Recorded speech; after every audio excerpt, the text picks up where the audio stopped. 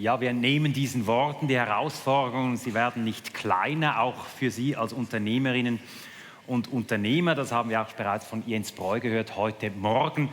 Vielleicht gerade während der Corona-Krise sind Sie besonders gefragt als Chefinnen und Chefs.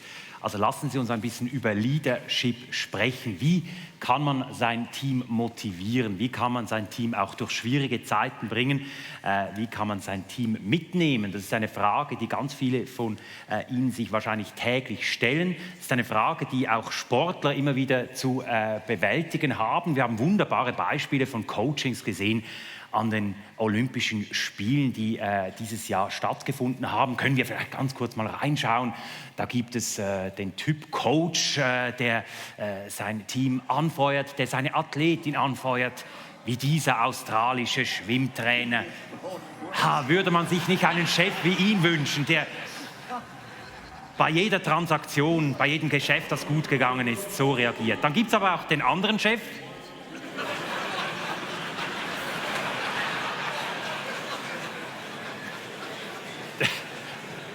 das geht dann mehr in die Kategorie Motivation und komm, du schaffst das. Jetzt kann das jeder für sich selber entscheiden, wie er mit seinem Team, wie er mit seinen Angestellten umgehen will. Besonders gefragt sind diese Fragen natürlich, wenn man neu beginnt. Und wenn man als neuer Chef in eine bestehende Struktur hineinkommt und in ein bestehendes Team hineinkommt, da stellen sich ganz viele Leadership-Fragen. Wie soll ich diese Fragen lösen? Wie soll ich mit diesem Team die Themen ansprechen, die mir wichtig sind und auch die Ziele erreichen, die mir wichtig sind? Ein Mann, der genau in dieser Situation war, auf den Tag genau fast seit einem Jahr. Vor einem Jahr hat er angefangen bei der UBS, das ist Ralf Hamers, der neue CEO der UBS. Schauen wir uns doch mal kurz an, wie er mit seinen Teams umgeht und was seine Ziele für die Großbank sind. Ganz herzlich willkommen hier in Interlaken, Ralf Hamers.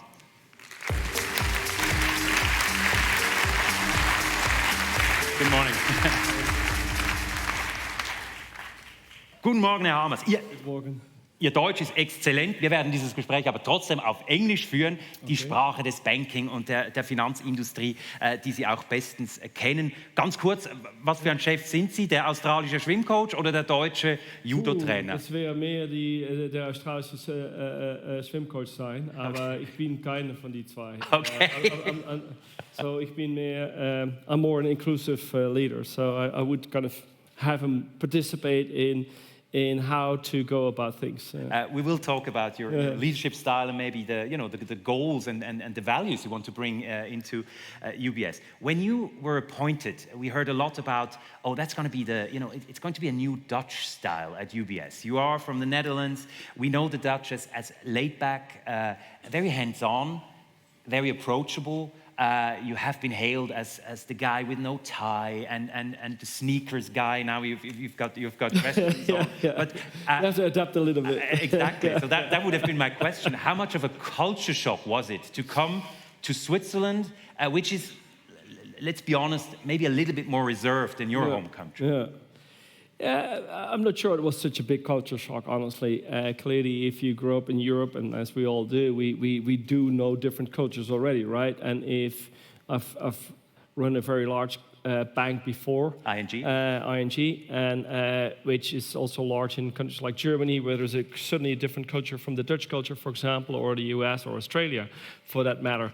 But having said that, if you just make the raw comparison between how the Dutch go about things or the Swiss go about things, I think there's one difference. The Dutch are pretty direct in the way they kind of talk, and maybe the Swiss are a little bit more reserved, as you were saying.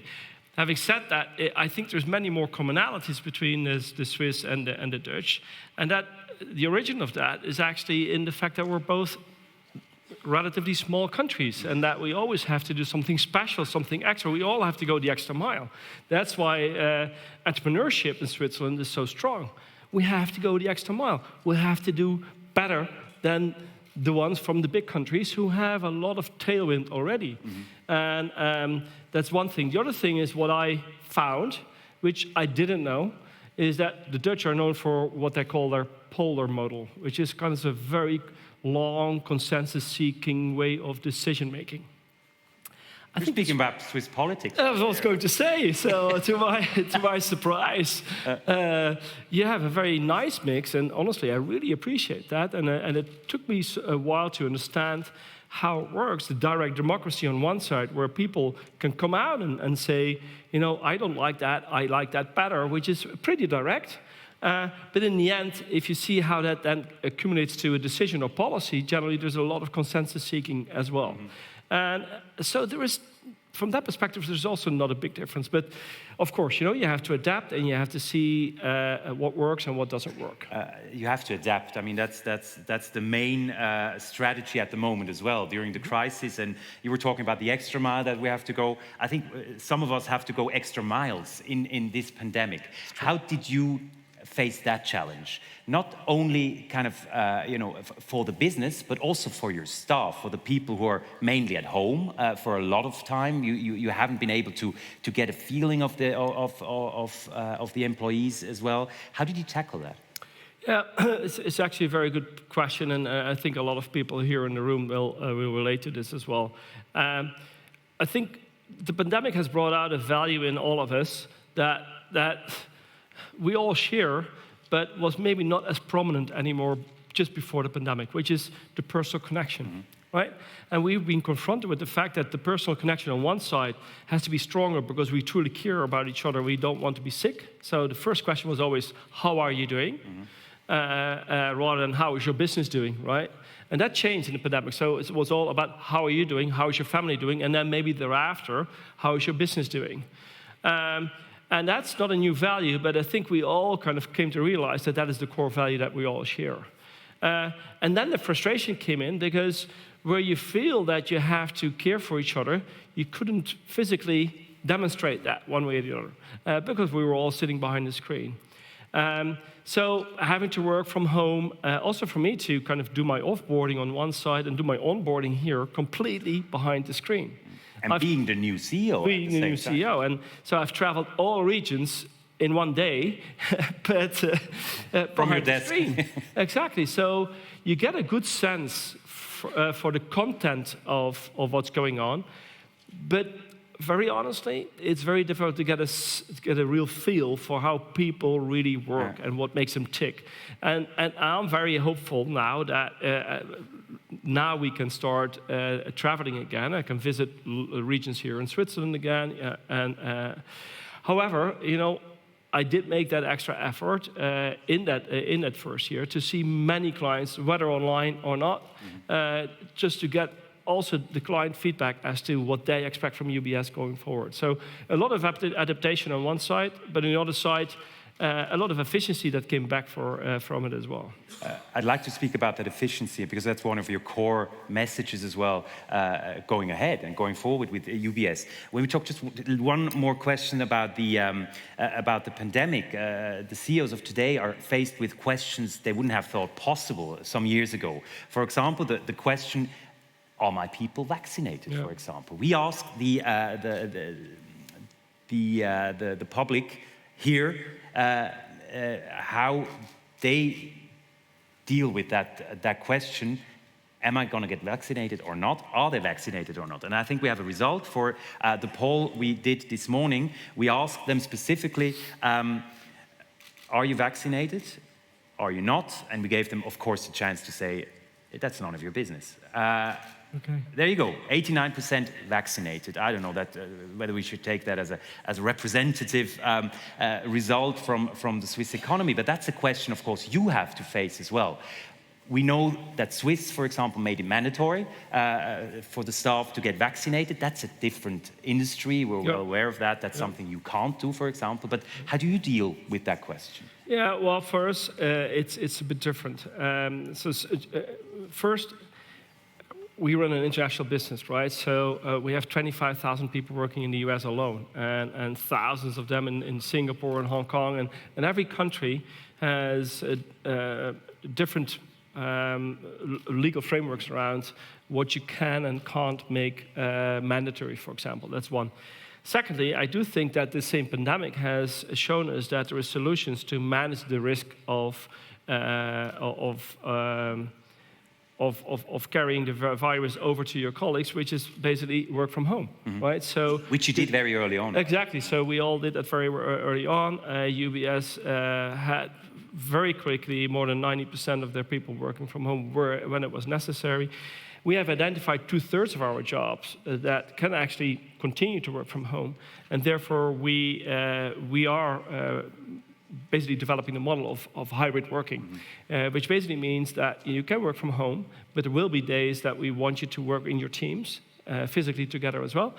But at the same time, for those people who don't want to be then vaccinated, in order to protect the others, but also that person, we can kind of work from home and apply that hybrid working style in order to manage that risk as well.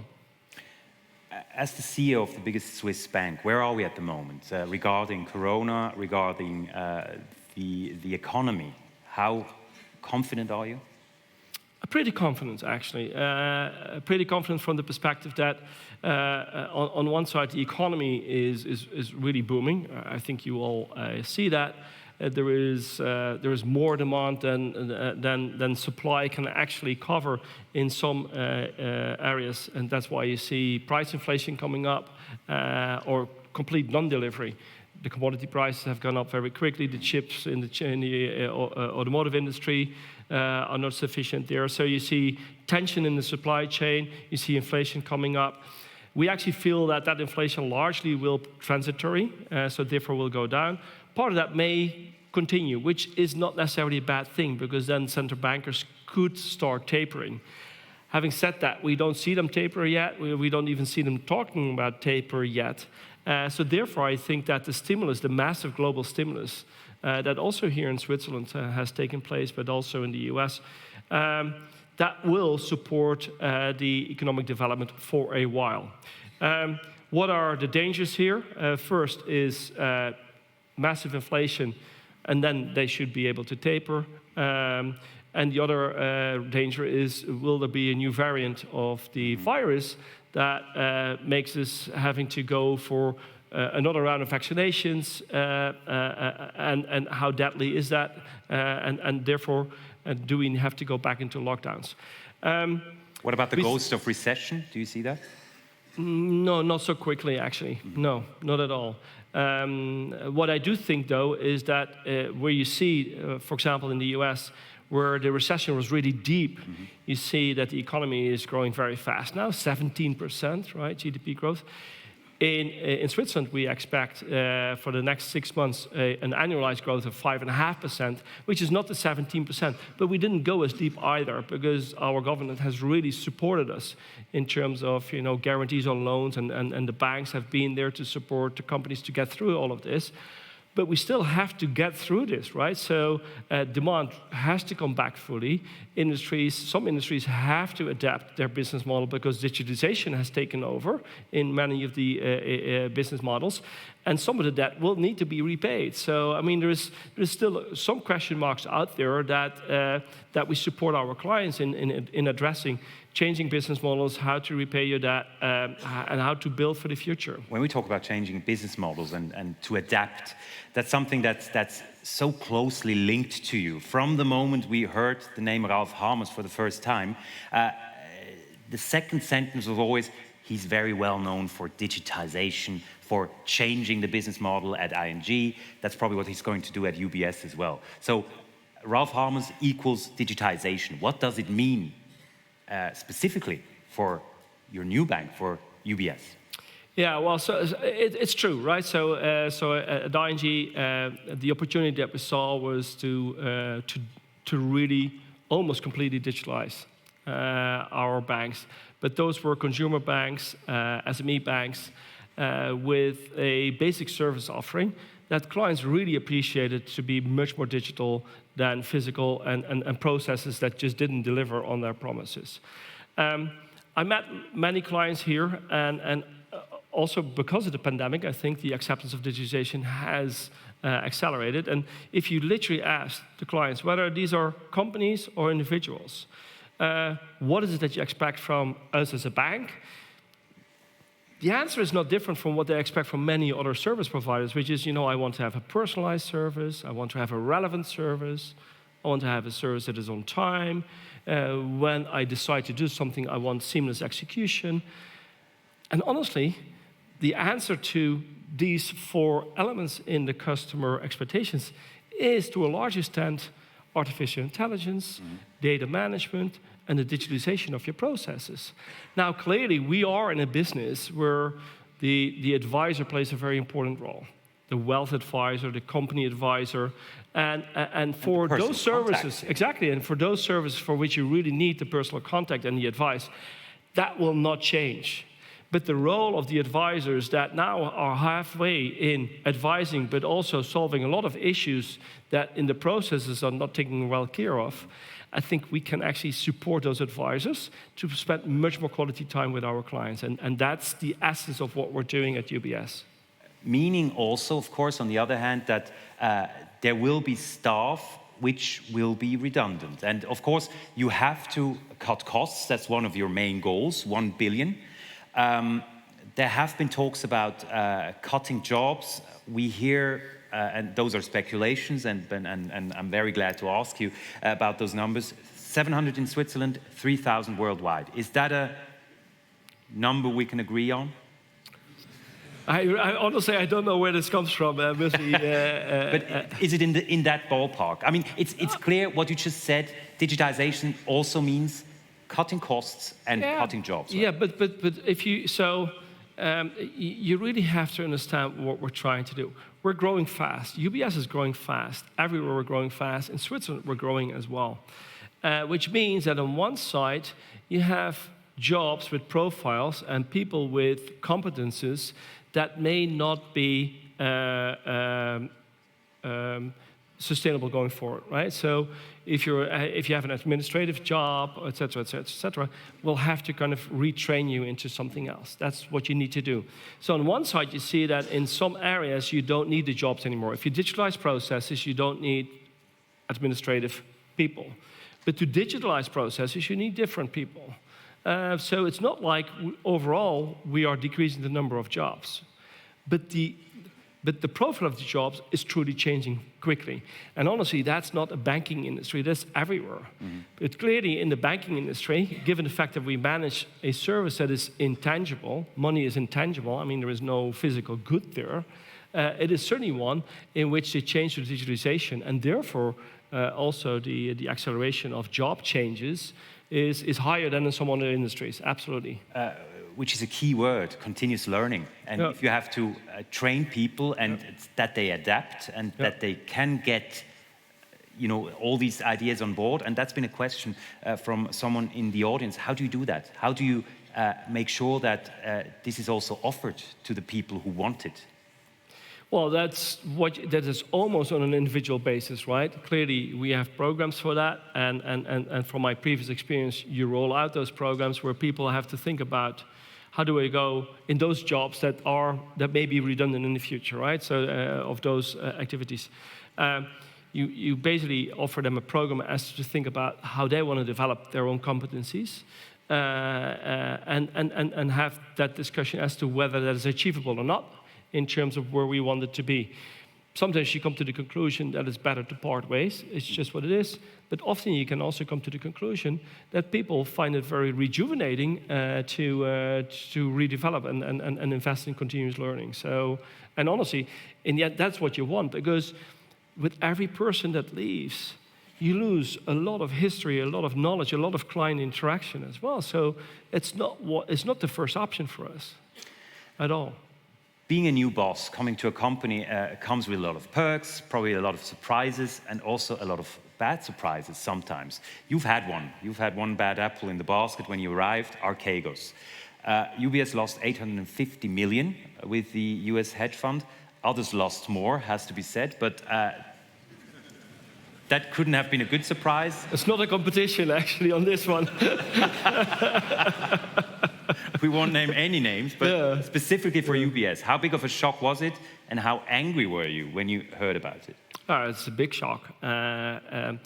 clearly, you get into the situation, signals come up, there's something going on. How do you manage that? How do you manage your position? How do you deal with the client as well? Because in the end, it's still a client, right? So you also have to take that aspect into account. It is a client. The client is getting into problems.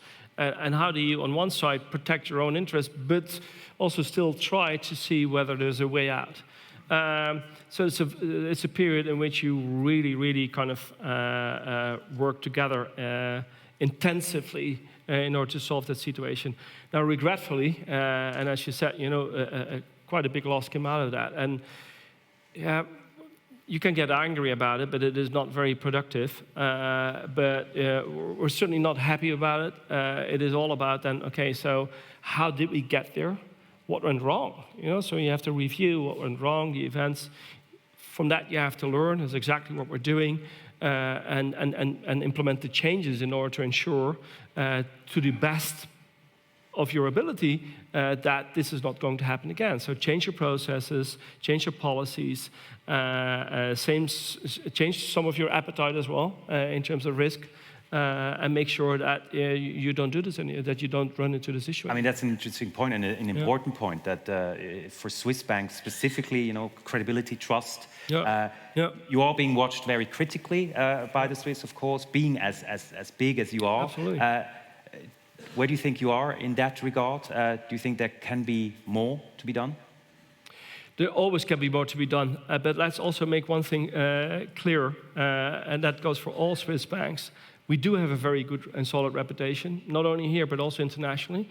And the Swiss banks are, in general, and certainly also the large ones, are very well capitalized. So, and even with a loss like that, none of the banks ever got into danger, right? So, and I think that's worth reviewing and evaluating as well. So, where maybe in the financial crisis, a hit like this could have caused the fall of the first domino. Mm-hmm. It didn't happen this time. And it didn't happen because all banks had learned from the financial crisis, and therefore our capital and liquidity reserves were sufficient to take on. In that regard, did the banks make up in the reputation for what they've done wrong in the past? Well, I would certainly hope so, because this did not become a real crisis, really. It was an isolated case that didn't become bigger than just the isolated case. And we as banks that were involved have been able to keep it isolated, and that's the importance here. And therefore, yeah, I do think it is a confirmation that the banking system is much stronger than it was 12 years ago. And banks can learn. And banks can learn, indeed. Final question.